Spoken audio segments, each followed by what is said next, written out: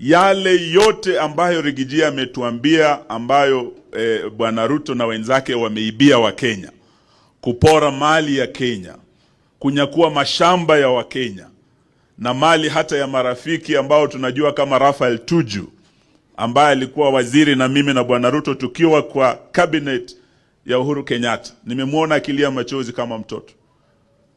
Nimemuona daktari ambaye wengi mnamjua, over 83-year-old professional Obwaka is one of the most respected practitioners of medicine in the Republic of Kenya.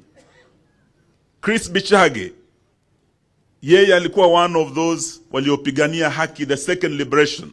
Walikuwa na kina Raila Odinga, walikuwa na kina Rubia na Matiba kutoka hapa. Chris Bichage was one of those ambao walikuwa mstari wa mbele kupigania ukombozi wa pili. Wameshikwa, wamewekwa ndani kwa sababu kuna mtu anataka hospitali inaitwa Nairobi Hospital. Na sio tu yale Rigiji amesema, kuna ports zetu, airport ya Jomo Kenyatta. Huyu jamaa tayari alikuwa ameleta mwindi anaitwa Adani, na alikuwa amenyakua hiyo airport yetu.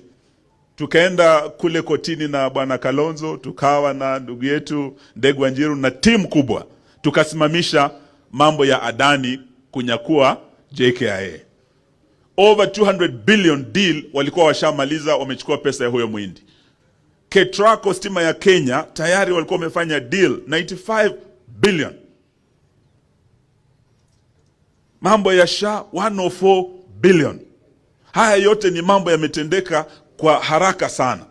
Within 3 years, yale yote umesikia hapa, Bwana Ruto has emerged kuvunja rekodi dunia nzima